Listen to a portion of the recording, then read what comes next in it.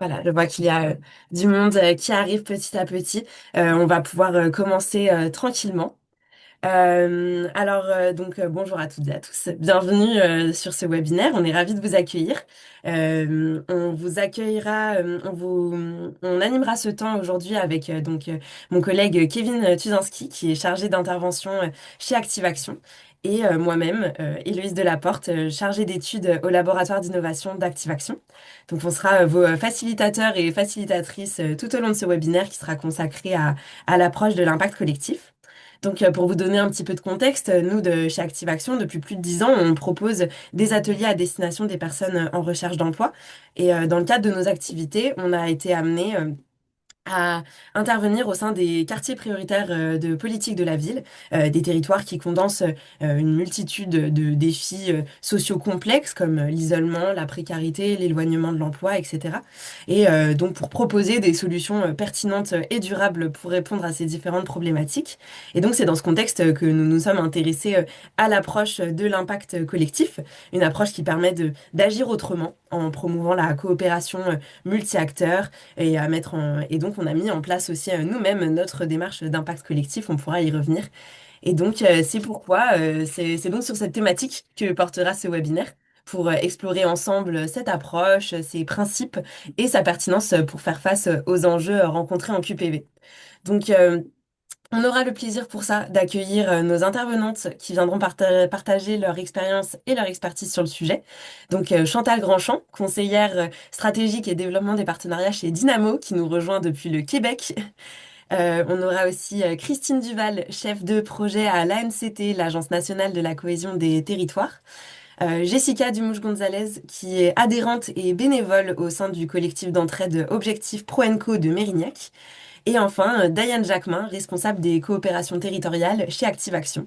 Merci à toutes d'être présentes aujourd'hui pour pouvoir échanger autour de cette approche passionnante. On prendra une vingtaine de minutes à la fin pour répondre à vos questions dans le chat. On vous invite à les poser au fur et à mesure dans le chat pour qu'on puisse y répondre à la fin. Comme dit, pour les dernières personnes qui nous ont rejoints, on vous invite à garder vos micros fermés et les caméras si vous ne souhaitez pas apparaître sur le replay. On espère que cette heure passée ensemble pourra vous offrir des nouvelles pistes de réflexion, des idées pour nourrir vos propres projets et les dynamiques collectives. Sans plus attendre, je vais passer la parole à Kevin pour lancer cette exploration de l'impact collectif. Merci Héloïse, et je vois que des idées ont déjà émergé dans le chat. Merci à vous pour ça. Donc je vais passer la parole à Jessica. Tu auras l'honneur d'ouvrir ce webinaire. Alors Jessica, tu es adhérente et bénévole dans l'association Objectif Pro Co. Donc c'est qui est un collectif d'entraide sur Mérignac. Et donc voilà, qu'est-ce qui t'a poussé à vouloir t'impliquer dans une démarche d'impact collectif? Est-ce que tu peux nous en dire plus? Oui, merci. Bonjour à toutes et tous. Je m'appelle Jessica. Je suis revenue sur mes terres natales l'année dernière, à Mérignac, pour situer en Gironde, à côté de Bordeaux.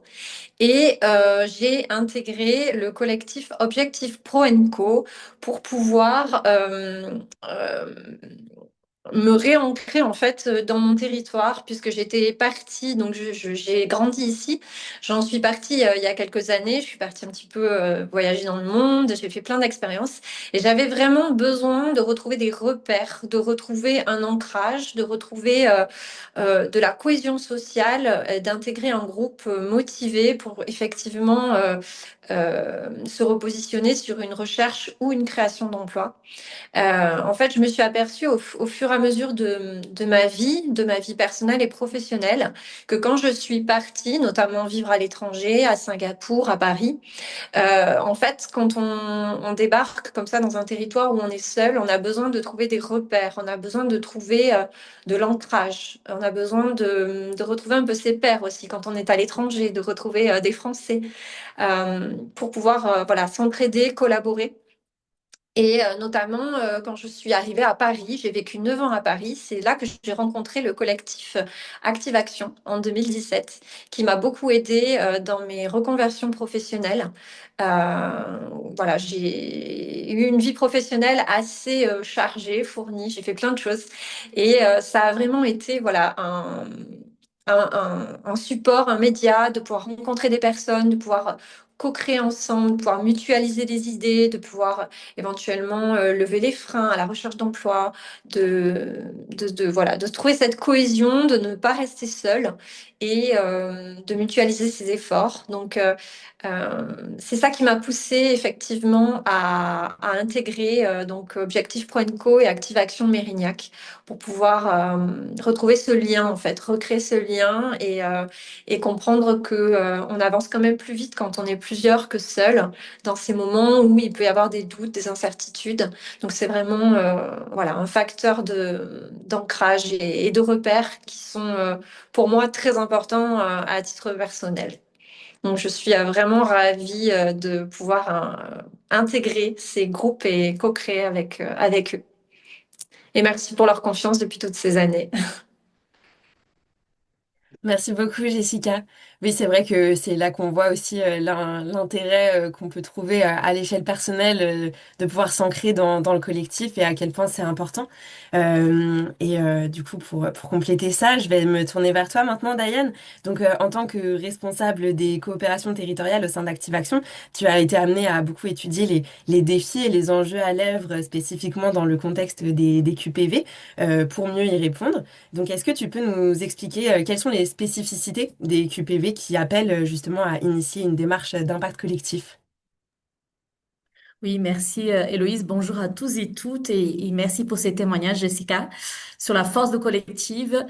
Tout d'abord, je voulais vous dire, on aime bien nommer les quartiers prioritaires ou les quartiers politiques de la ville comme des territoires vraiment à part. Je trouve qu'ils sont des territoires entiers, sont des territoires complets qui comprennent en fait en effet des défis qui sont assez marqués, des défis qui sont multidimensionnels, mais qui ont à la fois des ressources extraordinaires où justement cette approche collective a toute sa place et elle est non seulement pertinente, mais cette approche, mais elle est réellement indispensable. Et comme tout territoire, ce sont des territoires qui sont différents les uns des autres et que demandent en fait une analyse et une spécificité d'action différente à chaque fois. Et donc, pour illustrer un petit peu ces propos de défis multidimensionnels, merci Héloïse, elle a très rapidement lu de mes pensées.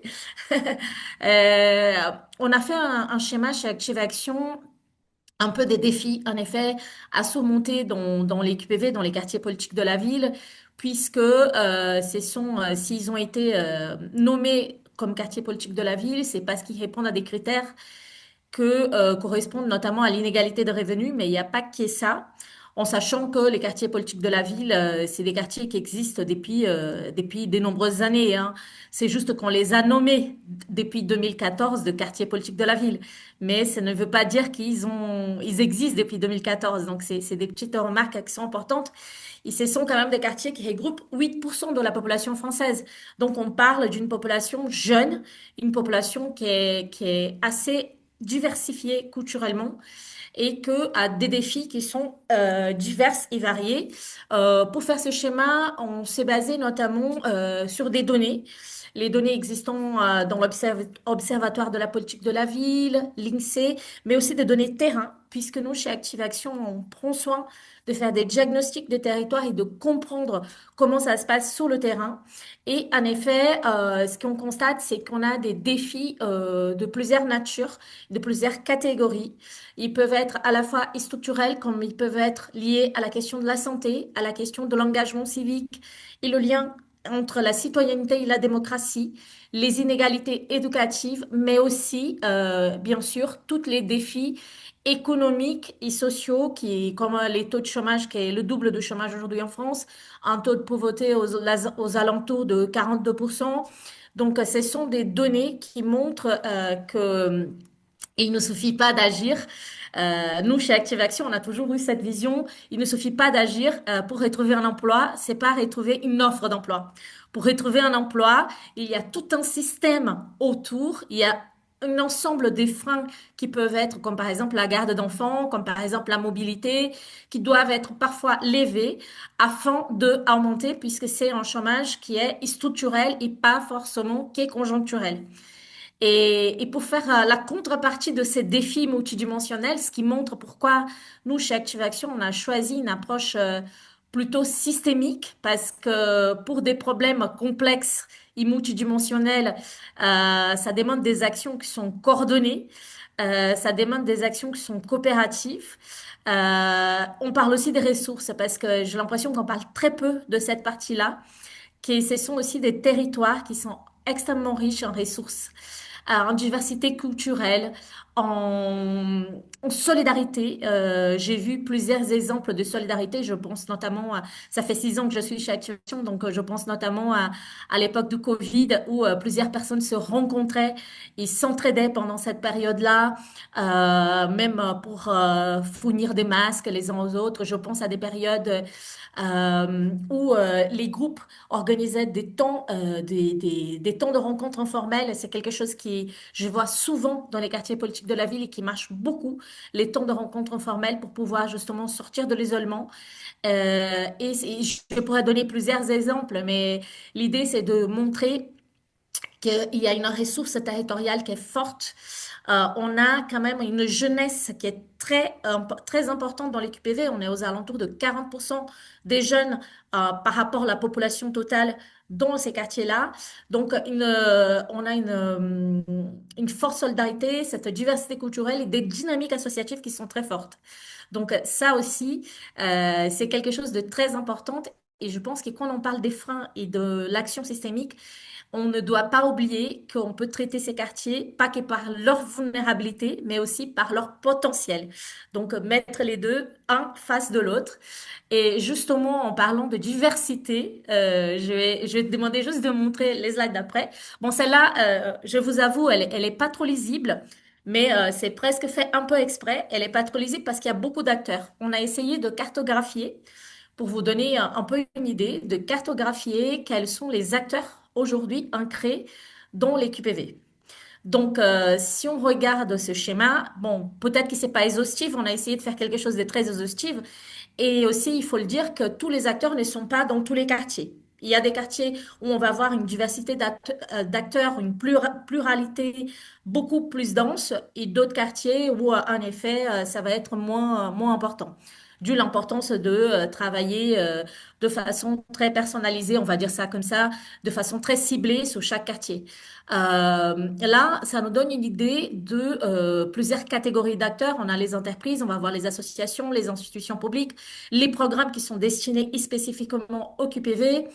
Et on voit que si on met ça, si on devrait croiser tous ces trois schémas entre la cartographie, les ressources, les défis, on verrait que il y a qu'un moyen de pouvoir avoir un impact durable et pérenne. Héloïse parlait au début de webinaire de pérennité de l'action, et ça me fait penser à plusieurs bilans de politique de la ville qui ont déjà été élaborés, des politiques de stop and go, qu'on commence quelque chose qu'on finit pas, de nécessité de plus de partenariats dans les QPV.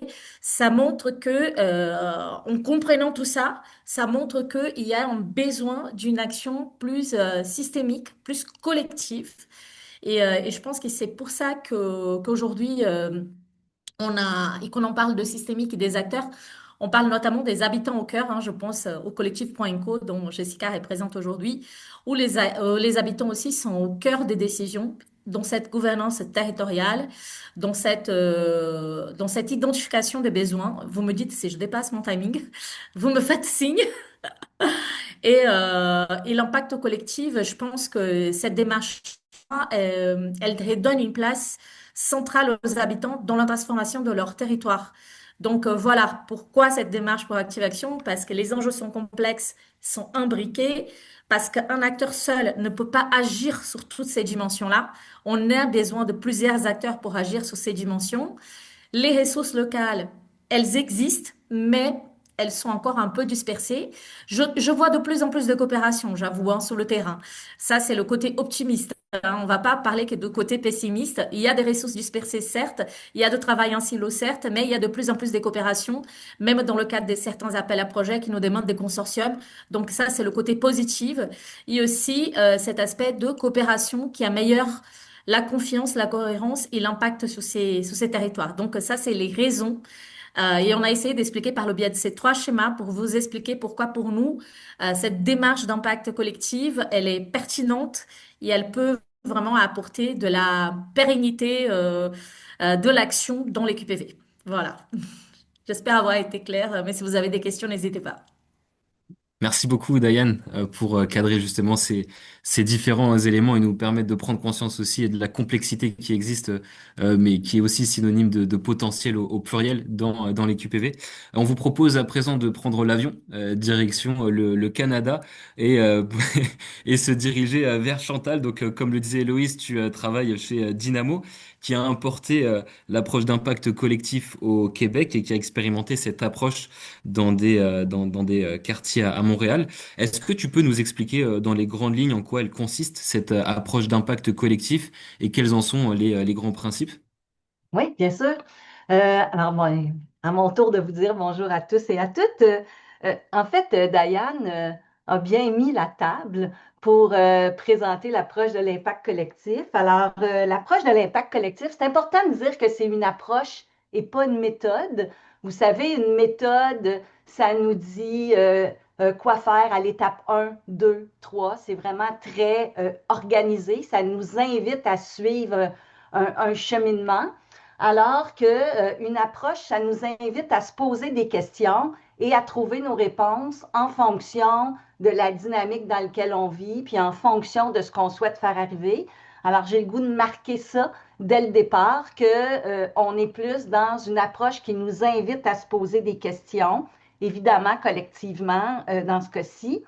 Cette approche de l'impact collectif est née en 2011 aux États-Unis, créée par un cabinet conseil en gestion du changement, après avoir constaté pendant plusieurs années que le travail collectif au sein d'un territoire amène plusieurs défis, des défis qui correspondent un peu à ce que tu as nommé, Diane, là, mais défis de planification, de gouvernance, d'évaluation, de plans d'action beaucoup trop costauds, qui créent de la compétition plutôt que de la coopération, alors que le souhait, c'est de travailler ensemble. Alors donc, ce cabinet conseil a créé cette approche-là qui nous invite à quatre changements de perspective, en fait, qui nous incite à adopter des perspectives différentes qui, quand on les nomme, semblent une évidence, mais quand on la regarde avec notre pratique terrain, on se rend compte que ça vaut la peine de se poser la question ou de se rappeler ces grands changements de perspective-là. Alors, je vous les nomme rapidement. Un premier changement de perspective est de garder le cap sur le changement. Quand on parle de changement, ça nous invite, ça suppose qu'on a défini la destination souhaitée.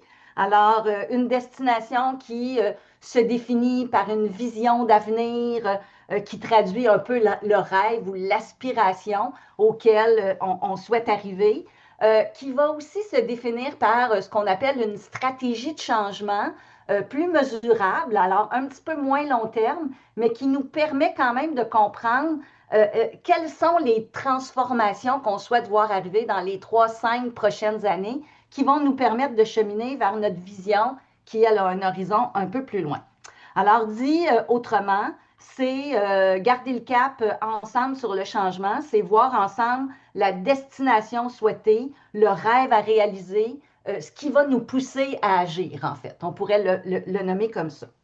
Deuxième changement de perspective, on va l'appeler apprécier la complexité et s'y adapter. Alors, quand on parle d'une situation complexe, on reconnaît qu'il y a plusieurs éléments qui composent cette situation-là et qui sont en interaction. Et des fois, c'est un peu comme une balle de laine. Vous savez, quand tout est entremêlé et qu'on n'arrive pas à trouver le premier morceau qui va nous aider à dénouer, en fait, cette balle-là. Alors, donc, ça nous invite à avoir une lecture plus systémique. Diane t'en a parlé tantôt, une lecture plus systémique, regarder la situation sur différents angles. Vous savez, quand que, là, nous, on se regarde, on voit en avant de nous, on voit un peu sur les côtés, mais on ne voit pas qu'est-ce qui se passe à l'arrière de nous. Alors, donc, regarder une situation sur tous ses côtés, c'est donc inviter des regards différents pour être certain qu'on comprend bien cette situation-là, qu'on a une compréhension 360 degrés de la situation qui est à transformer. Alors donc, apprécier la complexité plutôt qu'en avoir peur, je vous dirais que c'est le deuxième changement de perspective. Le troisième, on va l'appeler explorer différentes stratégies pour changer les systèmes et les programmes. Dit autrement, là, c'est d'influencer les pratiques en place, les règles en place, ne pas croire que c'est nous qui devons s'adapter aux règles, mais plutôt les règles qui doivent s'adapter à la situation qu'on souhaite changer. Alors, à partir du moment où on s'est donné une destination, comment s'assurer que les actions qu'on mène sont contributives, que les règles qu'on adopte sont aussi les bonnes pour être alignées sur le changement qu'on souhaite voir arriver. Alors ici, l'influence des pratiques en place, des comportements, c'est extrêmement important et je vous dirais que c'est sûrement la chose la plus difficile à faire quand on est vraiment dans la mise en œuvre de notre projet ou stratégie de changement. Quatrième changement de perspective, on va l'appeler je vais le dire, réimaginer. Alors, imaginez-nous autrement le leadership individuel et collectif. Alors, ici, on va beaucoup parler de miser sur l'intersectorialité. Un des constats, c'est qu'on travaille souvent en silo. Est-ce que vous dites ça chez vous, silo? Oui, donc chacun de son côté, soit dans nos secteurs d'intervention, soit dans nos organisations, soit dans nos réseaux. Alors ici, on est invité à croiser les réseaux, croiser les secteurs, bien sûr pour lire la situation, mais aussi pour agir. Et ça suppose qu'on est prêt à partager notre leadership, qu'on est prêt à partager le pouvoir, qu'on est prêt à partager les responsabilités et donc même à travailler différemment au sein de nos organisations pour collectivement, encore une fois, garder le cap sur le changement. En fait, tout ce qu'on fait, c'est pour être aligné sur le changement. C'est un peu le grand mot ou la grande invitation que l'approche de l'impact collectif nous fait. Alors, donc, 4 changements de perspective qui se traduisent quand on va lire l'approche de l'impact collectif par différentes composantes, conditions à travers lesquelles on peut se poser des questions pour mieux engager notre monde, pour identifier des modes de gouvernance qui sont plus adaptés, plus partagés et évidemment pour se donner des astuces pour aller influencer les pratiques dans cet esprit de garder le cap sur le changement. Merci beaucoup Chantal. C'est très très clair et c'est très inspirant de pouvoir voir justement ces différents changements de perspective et ce que ça apporte pour inviter à se questionner. C'est vraiment passionnant. Je vais me tourner vers toi maintenant, Christine. En tant que chef de projet à la NCT et travaillant notamment sur le projet Quartier à impact collectif, est-ce que tu peux nous dire pourquoi est-ce que c'est important de développer ce type de démarche d'impact collectif dans les QPV et pourquoi c'est important d'investir dans ce type de démarche? Bonjour à toutes, bonjour à tous. J'en connais certains autour de la table, donc je les salue plus particulièrement. Certaines d'ailleurs, pardon. En fait, moi je travaille à l'ANCT, Agence nationale de la cohésion des territoires.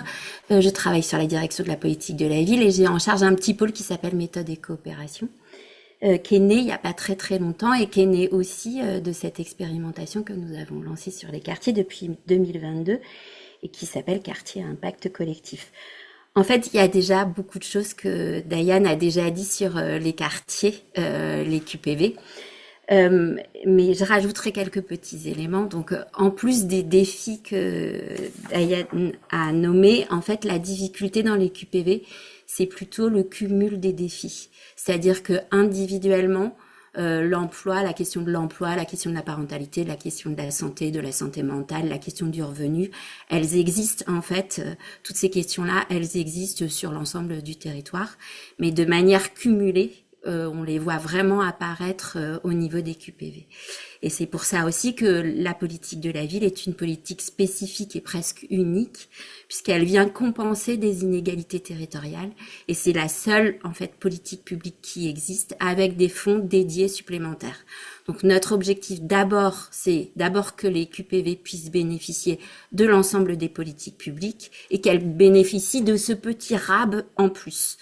Notre grosse difficulté, c'est que en fait, c'est parmi les territoires, en plus de ceux qui sont inondables et difficilement habitables, en fait, c'est un des seuls territoires où les personnes qui sortent du territoire vont être, les personnes qui rentrent sur ce territoire vont être moins riches que celles qui sortent. Donc en fait, il y a cette espèce d'effet où on est obligé de recommencer à chaque fois, et c'est pour ça qu'elle est très difficile aussi à évaluer cette politique publique. Mais il n'empêche, une fois qu'on s'est dit ça, on va pas rien faire. Donc il y a un véritable défi à faire ensemble, en particulier, et ça, Diane vous l'a aussi montré. En fait, il y a une multitude d'acteurs sur le territoire. Alors nous, on les classe pas exactement de la même manière. On les classe sous format d'acteurs. Donc pour nous, il y a des acteurs qui viennent du côté de l'État, des acteurs qui viennent du côté des collectivités territoriales, du côté des associations, des bailleurs, des entreprises, etc. Et notre hypothèse, c'est de dire que l'État, la collectivité territoriale et les associations, c'est les trois acteurs incontournables pour mener la politique publique et porter l'intérêt général auprès des habitants des quartiers. Donc en fait, on a impulsé l'expérimentation sur la base de ce trinôme. Donc il faut constituer à l'échelle d'un QPV un trinôme État à travers un délégué ou une déléguée du préfet, à travers la collectivité territoriale à deux niveaux, parfois au niveau de l'agglo, parfois au niveau de la ville, et des associations emblématiques du territoire. Et la plupart du temps, c'est des centres sociaux ou des conseils citoyens. Et c'est ce trinôme qui va être, alors on l'appelle le groupe de courageux entre nous, qui va être formé à la démarche d'impact collectif, qui va pouvoir bénéficier d'un accompagnement au local et aussi d'une communauté qui est une communauté nationale. En fait, aussi dans le pourquoi on a souhaité développer cette démarche, d'abord pour à ce que les professionnels puissent travailler ensemble, mais aussi parce que on pense que les habitants sont complètement concernés par ce qu'il se passe dans leur quartier et que parfois ils sont sursollicités ou parfois mal mobilisés.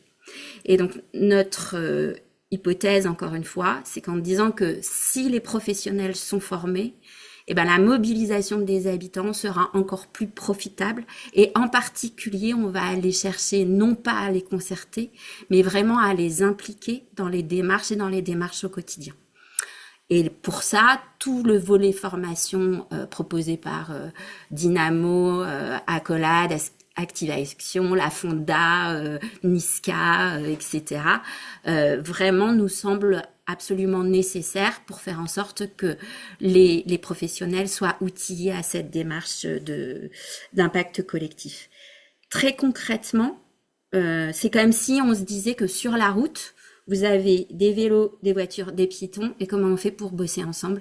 En fait, quand vous voyez en vrai ce que ça donne tous les jours, tous les matins, si vous allez à pied, à vélo ou en voiture, tout le monde se klaxonne. Donc là, l'objet, c'est de faire en sorte que l'ensemble des conducteurs ou des piétons puissent être outillés pour pouvoir se parler plutôt que se fâcher. Là, c'est exactement la même chose entre l'État, la collectivité territoriale et les associations.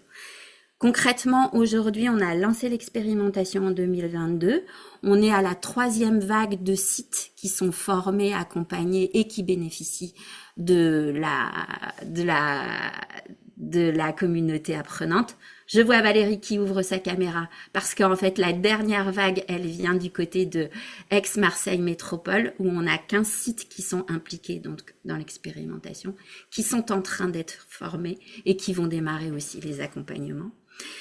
En tout, ça fait une cinquantaine de sites. Alors, ça fait pas beaucoup sur l'ensemble des plus de 1600 QPV, mais vraiment, on mise sur un embarquement, ce qu'on appelle circulaire. On commence petit, et puis au fur et à mesure, on espère qu'il va y avoir de plus en plus de sites qui vont être intéressés. Voilà. Merci beaucoup Christine et pour l'image de la route avec la voiture, les vélos et les piétons qui est assez illustratif finalement de ce qu'on essaie de démontrer ici. À présent, on voulait alors une question pour toutes les quatre pour donner un aspect plus concret de cette approche. On voulait vous proposer de parler de vos expériences et plus particulièrement d'exemples de mise en application de cette démarche selon vos différentes perspectives. Et du coup, de quelle manière est-ce que vous êtes impliqué dans une démarche d'impact collectif et en quoi a consisté votre rôle à chacune? Et pour ouvrir le bal à nouveau, je me tourne vers Jessica et Diane. Voilà, je vous laisse partager. Tu peux commencer si tu veux, Jessica. Euh, oui, alors merci pour ta question, Kevin. En cas concret, moi personnellement, donc du coup, en ayant rejoint Objectif Pro Co et indirectement Active Action, puisqu'on travaille ensemble, euh, j'ai j'ai en fait décidé de me former auprès d'Active Action pour en fait acquérir des compétences d'animation, pour proposer des ateliers à des chercheurs d'emploi ou créateurs d'entreprise. Donc ça a été un premier pas pour moi de voilà de reprendre confiance en moi, de sauter le pas, de pouvoir intervenir en tant qu'animatrice, acquérir des compétences, revaloriser mon parcours. Après voilà tous ces changements de vie, ces mouvements entre guillemets. Et c'est vraiment intéressant en fait d'être à la fois active acteur, de participer aux ateliers en tant que participant et d'être aussi voilà active acteur et de passer de l'autre côté entre guillemets de la barrière, de pouvoir animer, de pouvoir être dans une posture en fait. Donc moi c'est un peu le cas concret que j'ai pu expérimenter avec les associations. C'est vrai que à titre personnel je suis arrivée avec des difficultés on va dire de confiance en moi, de ne connaître personne sur le territoire, puisque je suis revenue un petit peu, non par choix cette fois-ci, mais par la force de la vie. Et c'est vrai que ça m'a vraiment propulsée en quelques mois. C'est très intéressant, voilà, de pouvoir reprendre confiance petit à petit par le biais du collectif sur un territoire donné et de se sentir en fait aussi appartenir au territoire. J'attache beaucoup d'importance à ça. Et voilà, d'œuvrer en local, ça fait partie de mes valeurs. Donc pour le cas concret, c'est ce que j'ai pu expérimenter en fait avec ces deux associations et j'en suis vraiment ravie parce que ma vie a changé vraiment du tout au tout. Voilà, c'est à titre personnel vraiment ce que ça a pu impacter dans ma vie et dans la vie, je pense, des autres personnes que j'ai rencontrées au niveau du réseau en fait. Merci Diane. Après, je peux compléter ce qu'a dit Jessica.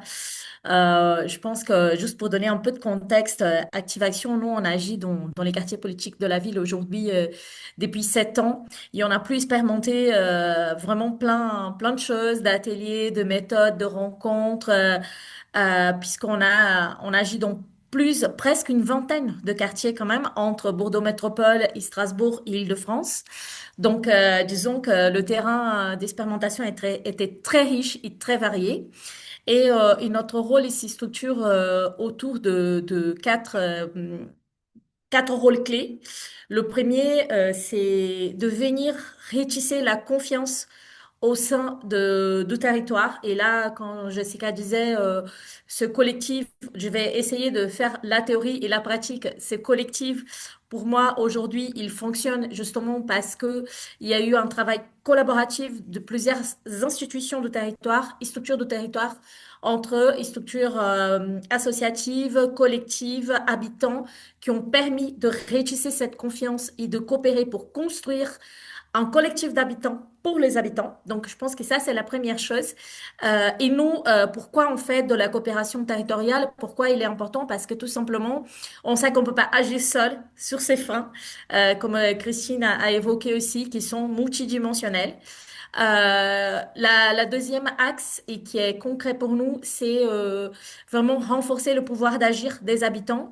Par exemple, quand on parle de collectif d'habitants, notre volonté aujourd'hui, on co-anime, on co-construit des projets avec eux, mais l'idée, c'est qu'on puisse au maximum transférer ce qu'on peut transférer, nous, Active Action, en termes des connaissances, mais aussi les autres acteurs du territoire par le biais des parcours co-construits qui vont répondre aux besoins des habitants pour pouvoir donner le pouvoir d'agir aux habitants et que ce soit eux qui continuent en fait cette démarche sur les territoires, puisque l'idée c'est de pérenniser l'action et pas pérenniser notre permanence sur un territoire. Donc c'est différent une chose de l'autre.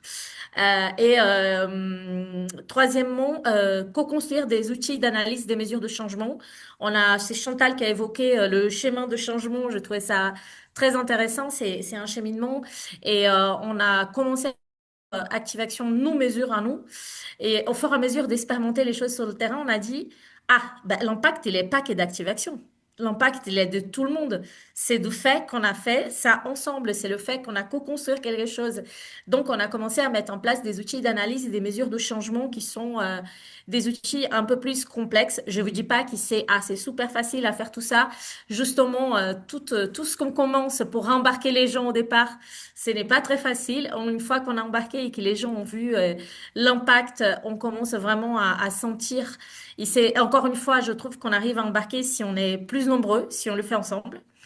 Pour me répéter un peu, mais concrètement, je pense que la transmission et l'autonomisation par le biais soit des formations, par le biais justement des groupes de travail, par le biais justement de ce projet et de cette démarche d'impact collectif. Je parle de la démarche puisque l'approche pour nous, l'approche dont Chantal a expliqué, il nous a inspiré pour mettre en place des démarches différentes dans chaque quartier. Quand on a travaillé l'impact collectif chez Active Action, chaque démarche dans chaque quartier est différent. Il y a des quartiers où la question de la mobilité, c'était extrêmement importante. Et c'était où les acteurs ils voulaient travailler. D'autres, c'était vraiment sur la question de la place de la femme dans le marché de travail. Et on a travaillé vraiment en fonction des besoins. Donc, c'est une démarche différente dans chaque quartier, mais basée sur cette approche globale de l'impact collectif et de schéma, justement, de schéma de changement à analyser. Et aussi de réimaginer, en fait, j'aime bien cette notion de rêve, de réimaginer le rêve et où est-ce qu'on veut aller ensemble. Donc concrètement, j'ai essayé voilà, j'espère que si c'est pas clair, n'hésitez pas à poser des questions. Ce sont les actions qu'on a mis en place et qu'on met en place aujourd'hui. Merci beaucoup, Diane. Tu as cité Chantal. Du coup, j'en profite, Chantal, pour te passer la parole. À ton tour. Parfait. Euh, Petite mise en contexte, au Québec, il faut dire qu'il y a une longue expérience pratique de la concertation, de la coopération, des projets menés en collectif. Et donc, il y a une pratique assez ancrée, en fait. La culture existe pour se travailler ensemble au Québec. Et les collectifs dans les quartiers demandaient depuis de nombreuses années euh, aux organisations qui financent des projets, demandaient donc depuis de nombreuses années de cesser de mettre en place des programmes normés qui invitent tous les quartiers à travailler sur la même chose en même temps. Vous savez, il y a la mode de la petite enfance ou la mode de la sécurité. Bon, et donc, de cesser d'inviter les quartiers à travailler sur la même chose en même temps, en disant, ben, nous, c'est pas ça en ce moment qui est le plus présent dans notre quartier pour agir collectivement à réduire la pauvreté et ainsi de suite. Et donc, et aussi de cesser l'appel de projet, l'invitation à l'appel de projet, parce que ça met plus en compétition qu'en coopération. Alors, il y a 10 ans, à Montréal, 9 organisations philanthropiques se sont associées pour créer ensemble un fonds qui permet de soutenir les quartiers montréalais. Alors, ça se passe à l'échelle de Montréal. Ce soutien-là s'appelle Projet Impact Collectif, donc inspiré de l'approche de l'impact collectif, hein, parce que le nom pas mal se ressemble. Et ce fonds-là invite les quartiers à déposer des stratégies de changement et les projets qu'ils considèrent les plus contributifs pour avancer dans leur stratégie de changement et évidemment, ultimement, contribuer à la réduction de la pauvreté et de l'exclusion sociale. Alors donc, on se retrouve depuis 10 ans avec un mode de fonctionnement où 9 organisations philanthropiques eux-mêmes s'associent au lieu de chacun gérer leur programme de leur côté, ont revu les normes pour soutenir les quartiers qui travaillent en coopération autour de projets de changement. Et donc, on se retrouve et on constate aujourd'hui que ça a beaucoup plus d'effets. Donc, une des phrases que j'aime, c'est que ça permet de faire moins d'efforts pour plus d'effets, avec plus de décisions locales et en même temps en étant aligné avec le régional dans ce cas-ci. Voilà. J'espère que c'était clair. Très clair, merci beaucoup Chantal. Et du coup, Christine, je me tourne vers vous pour fermer le bal pour cette même question. Alors, je vais essayer moi aussi, enfin, on n'arrête pas de dire est-ce qu'on est clair, est-ce qu'on est clair, je vais essayer de l'être également. Pour rebondir sur ce que j'ai entendu, la première chose qui est aussi important pour nous, c'est que nous, on vous parle vraiment du haut. Là, on est au niveau de l'État, un espèce de truc un peu méta, pas toujours très accessible pour vous. L'expérimentation, ce qu'elle amène déjà, c'est de parler au territoire. Donc, en fait, de pouvoir faire ce lien entre ce qu'on appelle, nous, le haut et le bas, en construisant de la tuyauterie qui permet, alors, aligner le niveau national, le niveau régional et le niveau local. Ça, c'est vraiment absolument nécessaire. Et d'avoir cette tuyauterie qui existe pour pouvoir nous parler, tout simplement nous parler et revérifier qu'on est au bon endroit, qu'on a bien compris les besoins qui sont au local et qu'on les traduit correctement par une proposition de démarche qui est Quartier Impact Collectif. Ça, c'est assez nouveau pour l'État. L'État, il fonctionne plutôt en diagnostic, il établit un dispositif et il descend de manière systématique le dispositif sur l'ensemble du territoire. Or là, ce qu'on fait jouer, c'est à la fois un niveau global avec des spécificités locales. Ce qui est un peu différent, mais ce qui est très réjouissant, c'est qu'il sait faire. Puisque quand, en fait, on le fait à travers Quartier Impact Collectif, en fait, l'État sait aussi se montrer flexible. Et je sais qu'on en a discuté aussi avec Chantal, avec Félix, d'autres scopes. En fait, c'est même assez intéressant que l'État existe parce que dans ce cas-là, il met en fait de l'argent à un dispositif là où au Canada, il faut aller chercher les fonds. Ce qui est beaucoup plus sécure quand on peut avoir des moyens financiers alloués à ce type d'expérimentation. Donc ça, c'est, enfin, moi je le souligne à chaque fois, mais voilà, juste pour vous dire que nous aussi, on est en capacité de faire un pas de côté, et je trouve que c'est en tous les cas à remarquer. Après, de manière complètement concrète, moi tous les jours, c'est d'abord travailler avec les scopes Accolade en France, Niska Dynamo au Canada, au calibrage de l'expérimentation. Donc, d'une vague à l'autre, on vient proposer des choses qui sont un peu différentes, où on vient pareillement revisiter l'expérimentation avec ce qu'on appelle des évaluations circulaires en revérifiant qu'on est toujours au bon endroit pour rajouter une petite brique à la proposition. Donc là, par exemple, on est passé de la vague 2 à 30 sites qui étaient sur l'ensemble de la France, on a resserré à 15 sur une région. entre la vague 2 et la vague 3. Ensuite, il y a une partie qui est un peu sous-marin, qui est celle de la mobilisation des territoires. Donc, on fait connaître l'expérimentation. Une fois que l'expérimentation est connue, on est saisi par les territoires. Il n'y a pas d'appel à projet. Donc ça aussi, c'est vraiment l'État est en capacité de ne pas faire d'appel à projet. On vient discuter, négocier avec les sites un à un autour de 3 prérequis: adhérer à la démarche d'impact collectif, constituer le fameux trinôme dont je vous ai parlé, État, collectivité territoriale et association, et être OK pour participer activement aux formations, à l'accompagnement et à la communauté apprenante. Ça veut dire que si un site sent qu'il n'est pas en capacité d'y aller parce qu'il lui manque du temps, qu'il manque le délégué du préfet qui est pas aligné avec cette proposition-là, bah c'est pas pour tout de suite et c'est pas pour maintenant. Mais ça, c'est un dialogue entre l'ANCT et le site.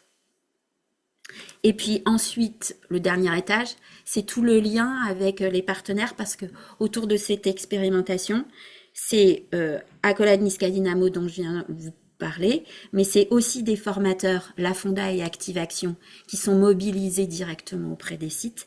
C'est aussi les centres ressources de la politique de la ville qui participent à la formation, qui suivent les sites, qui viennent mobiliser aussi les territoires.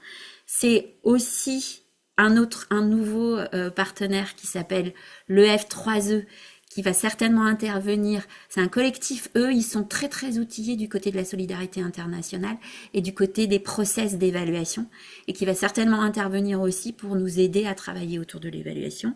Et enfin, c'est prendre contact avec d'autres institutions comme la nôtre, type l'ANRU, la Banque des territoires, etc., pour réussir à financer un peu plus l'expérimentation que ce qu'elle n'est aujourd'hui. Merci beaucoup à toutes les trois. Je vois malheureusement c'est très intéressant et du coup on a tendance à vouloir toujours en écouter plus, donc on a pris un petit peu de retard sur le timing. Donc pour la prochaine question à toutes les trois, je vous inviterai à faire un petit peu concis pour pouvoir garder du temps à la fin pour répondre aux questions des participants. Mais du coup finalement maintenant qu'on a exploré ce qu'était l'approche de l'impact collectif et comment elle peut être mise en œuvre, qu'est-ce que ça a apporté au territoire selon vous? Est-ce que vous pouvez donner un exemple d'apport qu'a pu avoir ce type de démarche sur le territoire dans lequel elle s'est inscrite. Donc, encore une fois, de manière relativement succincte si possible. Donc, je me tourne d'abord vers Jessica et Diane, qui ont préparé, je crois, quelque chose toutes les deux. Moi, je pense qu'il apporte, Jessica, elle pourra en parler peut-être même mieux que moi, c'est justement l'exemple de ce collectif d'habitants qui est né grâce à cette démarche de reconnaissance, je dirais, de ce travail collectif et de l'importance de agir de cette façon. Il faut le dire que d'ailleurs, ce collectif-là, ils souhaitent se former à l'impact collectif. Ils aimeraient savoir comment eux, ils peuvent travailler avec d'autres acteurs de territoire et comment mesurer l'impact qu'ils peuvent avoir. Donc, pour moi, concrètement, cette démarche-là est un exemple aujourd'hui qui nous permet d'illustrer, mais je laisserai Jessica en parler un peu plus, qui nous permet d'illustrer l'impact collectif dans les quartiers. Qu'est-ce que ça peut donner? Parce qu'aujourd'hui, je pense qu'ils sont une vingtaine. C'est ça, Jessica, une vingtaine de personnes qui s'y forment, qui animent et qui réalisent plein d'actions sur le territoire marignac. Oui, c'est ça, exactement. Ouais. On est une vingtaine et on se regroupe toutes les semaines dans différents lieux pour pouvoir voilà, co-créer, mutualiser les efforts.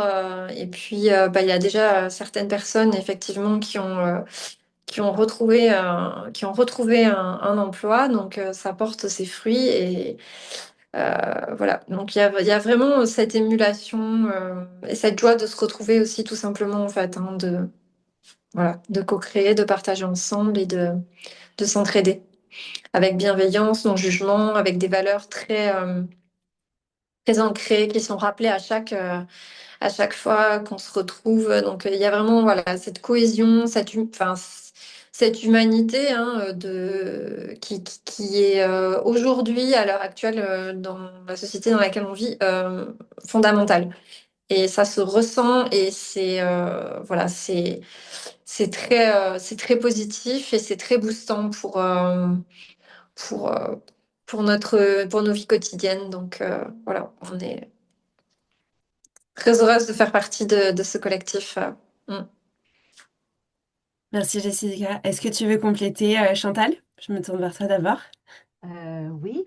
Euh, je donne un exemple que j'aime bien donner. En fait, quartier Saint-Michel à Montréal, qui était un quartier très enclavé et qui ne faisait même pas partie du plan ou des perspectives de développement de la grande ville de Montréal, tellement que ce quartier-là était enclavé et avait plein de problématiques. Et c'est là qu'on allait même enfouir les déchets de la ville dans ce territoire-là. Donc, quartier un peu oublié, qui est aujourd'hui un quartier exemple de développement. Alors, donc, dire comment on peut passer d'une phase à l'autre, dans lequel on retrouve le quartier des arts du cirque, dans lequel on retrouve un parc régional, dans lequel on est en train encore aujourd'hui de structurer toute l'artère, en tout cas l'artère commerciale avec une diversité de services. Donc, un quartier qui poursuit son développement, mais qui est maintenant sur la carte de Montréal et reconnu comme un territoire de développement. Alors donc, passer de l'oubli à l'existence, ça se peut. Et tout ça parce que le milieu s'est donné une stratégie de changement et sont allés influencer les pratiques de la grande ville ainsi que leurs propres pratiques de développement. Merci beaucoup Chantal. Je te passe la parole, Christine. Ouais, moi je vais faire aussi, enfin je vais faire court. Euh, En fait, ce qui est assez étonnant, parce qu'à la fois c'est assez étonnant de se dire il y a des choses qui marchent, qui sont portées par l'État qui marchent.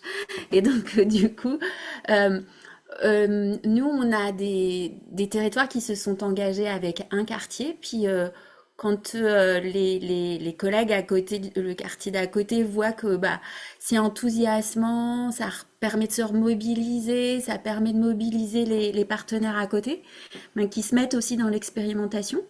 Et donc, du coup, ça a créé des sortes d'effets un peu boule de neige. Donc, du côté de Dreux, par exemple, où ils sont partis à un quartier, puis il y en a deux, puis il y en a quatre, et aujourd'hui, il y a toute l'agglo. Et donc, il y a aussi, moi, la dernière fois que je suis allée à Dreux, il y a eu une rencontre collectivité territoriale, État et puis asso avec cette idée de faire en sorte que l'appel à projet annuel politique de la ville soit sous une format quartier impact collectif, donc avec une vision commune. Bah, du coup, il y a le préfet qui était là. Donc du coup, ça c'est le Graal. Voilà, il a validé la proposition. Du côté de Saint-Étienne, ils étaient un, ils étaient deux, ils étaient quatre, ils sont 15. Et là, aujourd'hui, pareillement, on a des partenaires qui autour sont en train de se mobiliser et en train de dire, bah ouais, il y a les actions qui sont en train de s'aligner à la vision qui a été collectivement partagée et donc qui se renforcent entre elles, bah ça veut dire quelque chose et puis ça permet d'éviter le fameux tuyau d'orgue dont parlait Chantal tout à l'heure. Pareillement pour Marseille, où on avait un quartier, deux quartiers qui sont partis en vague 2, 15 aujourd'hui. Et puis quand on revient au méta, au micro, pardon, du côté de la Castellane, qui nous dit au cours d'une demi-journée de formation, bah ça y est, on a réussi à se parler alors que là, on se comprenait pas, puis même on était peut-être un peu fâchés, et puis finalement, on ne l'est plus. Et ça va nous aider dans la construction du suivi du contrat de ville ou de notre projet de centre social. Bah là, on se dit, bah c'est chouette, c'est gagné. Et même si on est des acteurs avec des cultures assez différentes, bah, c'est possible de se parler. Merci beaucoup, Christine. Merci beaucoup à toutes les quatre. C'est hyper inspirant ce que vous avez partagé. Merci beaucoup pour ça. On voulait conclure ce temps de questionnement avec toi, Diane, avec un exemple qui du coup est propre à notre association Active Action, et justement dans le cadre dans lequel ce webinaire est possible. Est-ce que tu peux nous parler du projet Impact Collectif Impact avec deux A majuscule, Impact Collectif, et de sa mise en œuvre? Merci Kevin d'avoir précisé l'impact avec deux A. En effet, tous les projets s'appellent Impact collectif. Je trouve ça très bien puisque c'est ce qu'on a envie de faire, hein. Donc, si on parle de clarté, c'est ça la bonne clarté. Comme je vous ai déjà évoqué, on agit en effet dans les quartiers politiques de la ville aujourd'hui depuis plus de 7 ans. Et on a pu expérimenter des méthodes dans plusieurs quartiers. Et on a expérimenté avec plusieurs acteurs, plusieurs programmes. Et aujourd'hui, on est vraiment dans cette phase chez Active Action de comment, en fait, ces dynamiques-là, elles peuvent devenir pérennes. Même si on quitte certains territoires, ce qui est la volonté d'Active Action aujourd'hui, comment rendre ces dynamiques pérennes. On part de ce constat-là que les QPV concentrent des problèmes complexes, multidimensionnels, mais aussi des ressources très, très fortes. Et pour nous, ce projet Impact collectif, il permet en fait de comprendre et de répondre à ces enjeux en assurant une pérennité des changements systémiques qui peut être apporté. En fait, le projet, concrètement, qu'est-ce qu'on veut faire? On veut savoir, en fait, on veut comprendre qu'est-ce qui fait avancer le changement systémique dans les quartiers, qu'est-ce qui freine, quels sont les leviers et qu'est-ce qui freine, et comment, en fait, les coopérations territoriales, elles peuvent devenir durables. Qu'est-ce qui Qu'est-ce qu'il faut, pardon, pour que ces coopérations, elles deviennent vraiment durables? C'est un projet qui s'organise vraiment en 5 étapes, hein. On a passé d'un temps de cadrage, c'est un projet qui se déroule sur 2 ans. On arrive à la phase finale du projet, mais bon, après, ça sera une phase d'essaimage où on a pu cadrer le projet, co-construire des outils, expérimenter ces outils avec plusieurs territoires différents, avec plusieurs QPV différents. Et ce qui nous a permis, en effet, de créer un référentiel d'indicateurs d'impact. Parce que c'est quelque chose que j'ai aussi dit auparavant. L'idée n'est pas de mesurer l'impact d'Active Action sur les quartiers, mais de manière globale, mesurer l'impact de ce collectif d'acteurs qui agit. On a vu la cartographie très remplie tout à l'heure. Et on a ces collectifs d'acteurs et des programmes spécifiques de QPV. Et comme disait Christine, on a cette spécificité d'avoir une politique qui est destinée aux quartiers politiques de la ville. Comment tout ça ensemble peut être mesuré. Et donc, on a réussi à construire un référentiel d'impact basé sur nos terrains d'expérimentation. Ça ne veut pas dire que ce référentiel-là, il peut être utilisé sur tous les terrains. Ça veut dire que oui, on peut piocher en effet des indicateurs de ce référentiel-là, mais il est important que chaque territoire puisse construire sa vision de changement parce que la vision de changement ne sera pas la même. Et je pense que ça, c'est quelque chose qui a été dit aussi aujourd'hui. Elle ne sera pas la même dans chaque territoire. Le cheminement n'est pas le même. Mais en effet, avec cette méthode de comment arriver à construire de façon collective ce chemin et après comment le mesurer de façon collective, c'est ça qu'on essaye de faire avec le projet Impact collectif. Et on arrive justement à la phase d'essaimage où on a appris beaucoup de choses, mais ça sera le sujet pour le prochain webinaire. Je fais déjà le teasing, Héloïse, où on va parler qu'est-ce qu'on a appris justement. Et donc, je vous laisse la parole. Merci beaucoup, Diane. Alors du coup, merci à toutes les quatre pour ces interventions qui étaient très, très, très intéressantes. Vraiment, on aurait envie de pouvoir en parler des heures. Mais maintenant, on va vous proposer donc un temps de questions-réponses qui va être un petit peu réduit étant donné qu'on a pris un petit peu de retard. Mais si jamais dans le chat, vous avez d'autres questions qui vous viennent, vous n'hésitez pas à les poser. Et si on n'a pas le temps d'y répondre là dans les 15 minutes qui nous restent, on pourra prendre le temps d'y répondre dans le compte-rendu qui vous sera envoyé. Mais pour l'instant, on a une question qui nous a été posée. Donc peut-être que pour celle-ci, j'ai l'impression que Christine et Chantal, vous aurez peut-être des choses à nous dire là-dessus. Mais Diane et Jessica, vous n'hésitez pas si vous avez aussi des éléments à apporter. Mais la question était comment s'assurer de la remontée effective des besoins réels des quartiers sur les acteurs décisionnaires locaux, nationaux, voire internationaux. Donc comment s'assurer finalement que ces acteurs décisionnaires, institutionnels, etc., puissent avoir accès aux besoins réels des quartiers.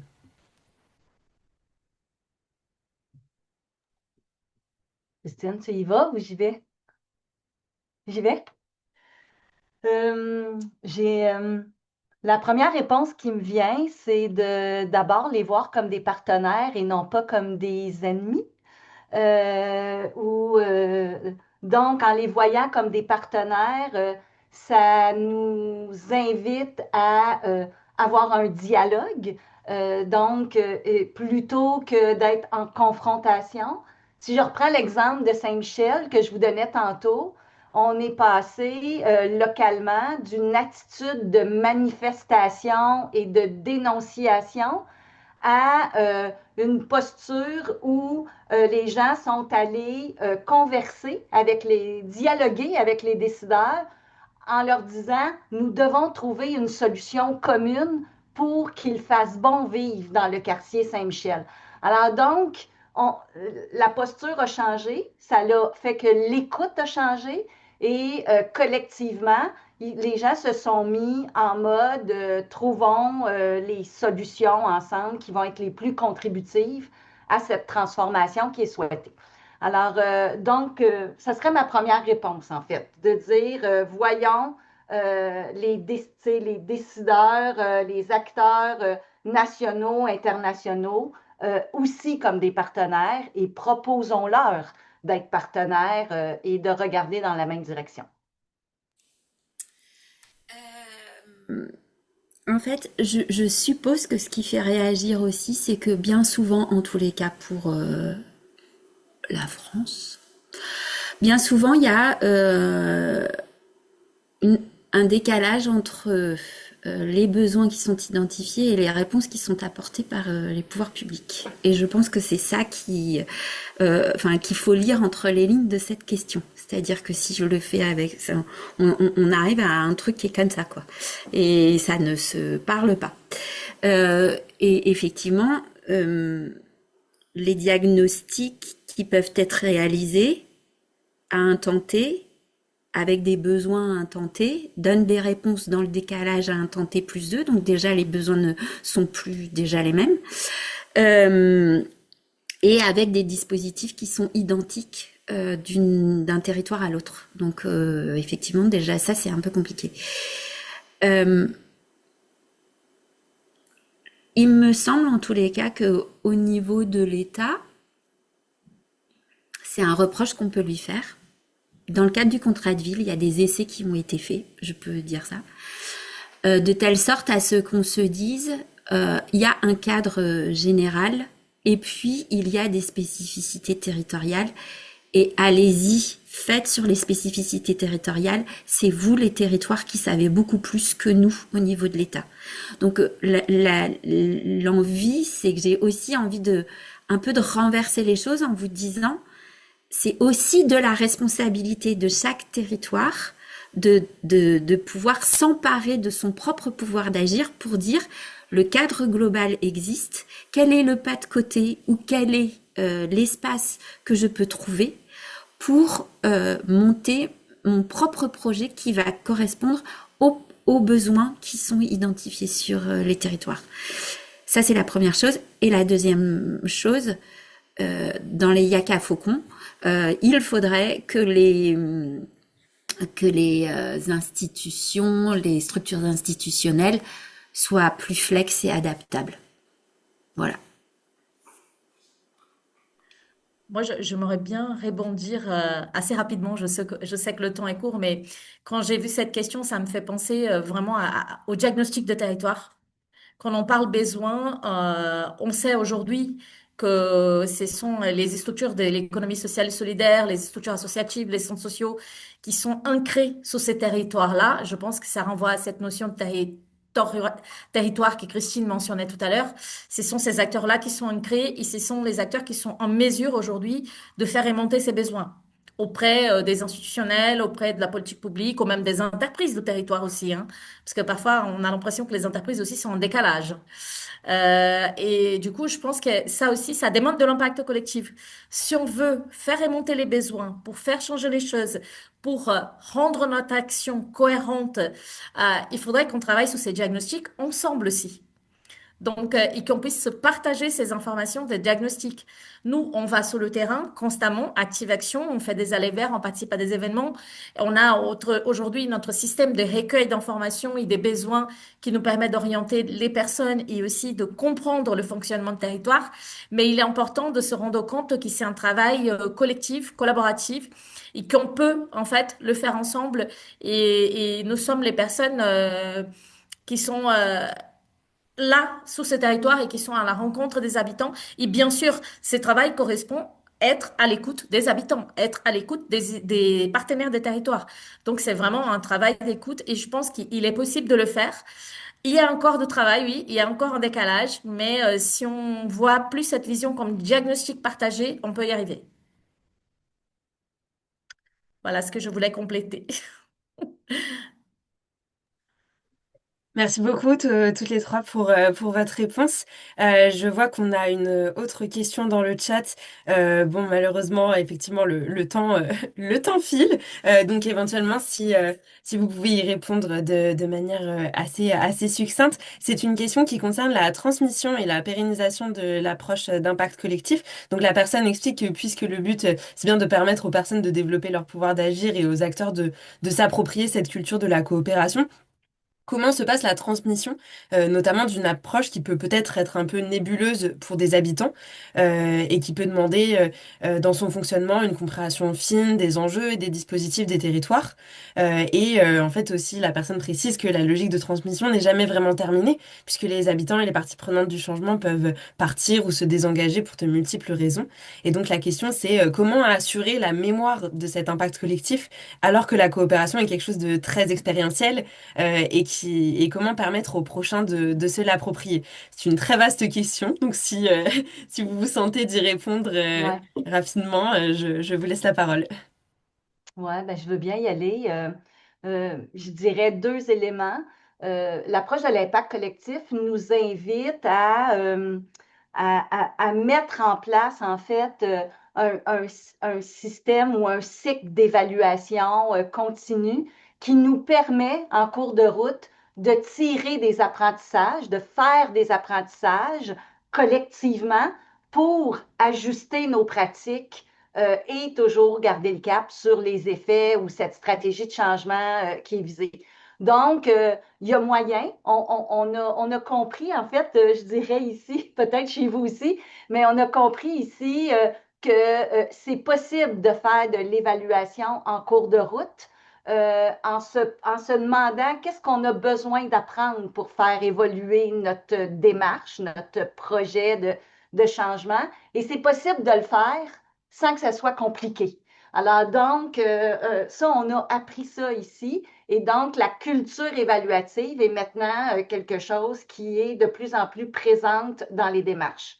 L'autre élément, je dirais que c'est la communication, d'avoir des messages clairs, clairs, concis, attrayants, objectifs, non pas sur des impressions, mais sur des faits concrets qui permet de mettre à jour en continu les personnes sur l'évolution du projet, sur les décisions qui sont prises, est une autre façon de garder la mémoire puis faciliter l'intégration des personnes qui arrivent.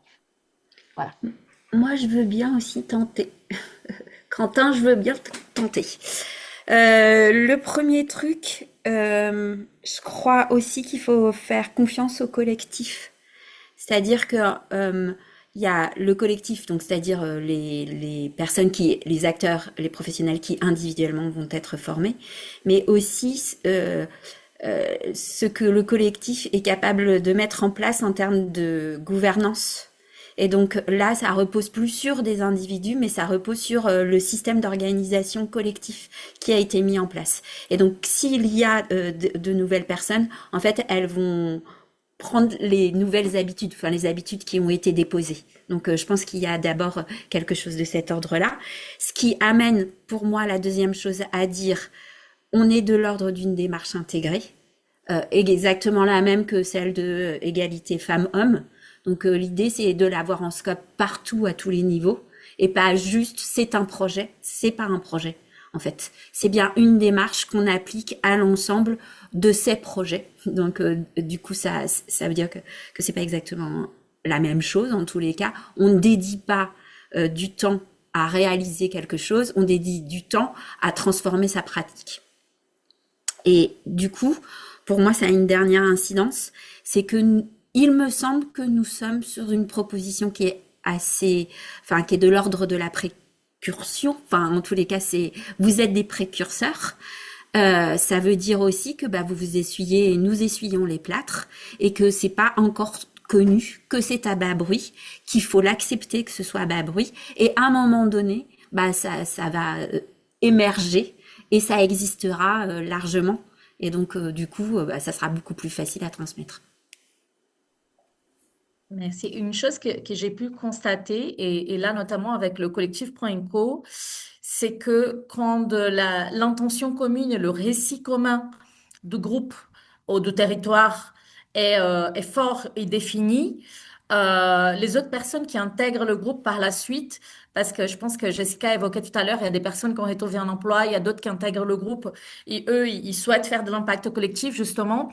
Elles rentrent en fait dans cette dynamique de récit commun, d'objectifs communs et ça permet en fait de pérenniser et de s'approprier de la démarche à terme, puisque ce n'est pas que des outils qu'on va donner aux personnes, mais on va donner une façon de faire qu'elles vont co-construire avec nous, puisque c'est elles qui vont décider avec nous aussi qu'est-ce qu'elles veulent mesurer dans cette démarche d'impact collectif, qu'est-ce qu'elles veulent comme changement d'un point de vue spécifique. Donc, je pense que ça passe beaucoup, je reviens à des points concrets, ça passe par la co-construction et ça passe par la définition d'un cadre, d'un objectif commun, d'un récit commun. Et ces deux ensemble, ça permet en fait de garder cette pérennité, même si on a des personnes qui partent, qui reviennent, on a un cadre qui a été établi et que les personnes le connaissent bien et qui sont habituées à l'utiliser. Je sais que le groupe Proenco, par exemple, ils se sont rencontrés pendant 1 an avant de former une association. Et je me souviens que chaque personne qui rentrait était étonnée comment ce cadre, il était déjà très bien établi et comment ils se sentaient très à l'aise. Donc ça, c'est un exemple, hein, bien sûr. Et dans le territoire, ça peut être plus complexe parce qu'il y a un nombre d'acteurs plus important. Mais en effet, ce sont des aspects qui peuvent aider beaucoup à la pérennité d'un projet d'impact collectif.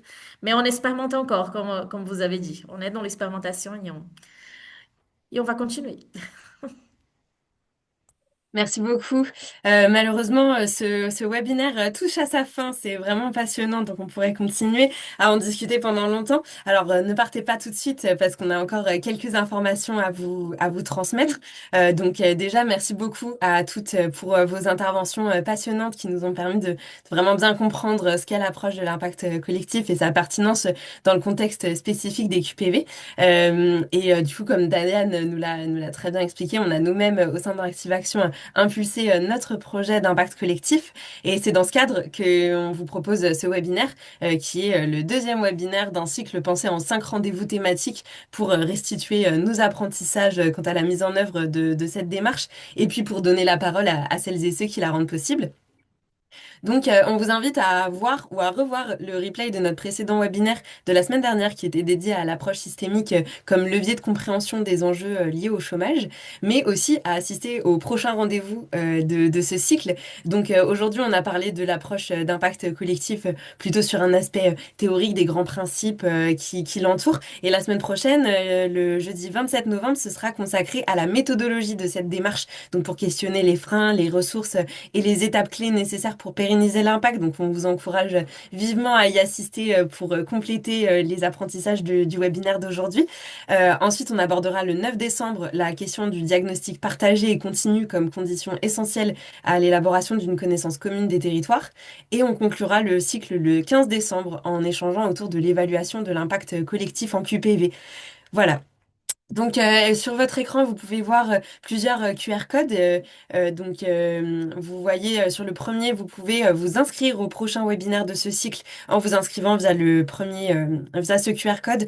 Et je vous ai précisé aussi dans le chat que pour les personnes qui nous rejoignent depuis l'événement LinkedIn sans être passé par Eventbrite, vous pouvez nous envoyer un mail à l'adresse fournie pour vous manifester et qu'on puisse vous intégrer à la liste d'envoi du compte-rendu qui sera envoyé ces prochains jours avec évidemment le replay qui va avec. Ensuite, le deuxième QR code, c'est pour suivre les actualités de nos projets de recherche et avoir accès à notre centre de ressources qui sera prochainement disponible en ligne. Donc, ça vous permet de vous abonner à la newsletter de l'Active Lab. Et enfin, on vous transmet aussi une enquête que nous menons au sein de l'Active Lab à destination des recruteurs et des dirigeants de structures pour mieux comprendre les enjeux des processus de recrutement et pour construire de cette manière des outils de recrutement constructifs, utiles et bienveillants pour les candidats et pour les recruteurs. Donc, n'hésitez pas à y répondre ou à diffuser cette enquête à vos réseaux. Et puis vous pouvez nous contacter pour en savoir plus. On vous a mis aussi les logos des différentes structures qui étaient présentes parmi nous aujourd'hui. On vous transmettra aussi dans le compte-rendu les différents liens qui permettent d'en savoir plus à leur sujet.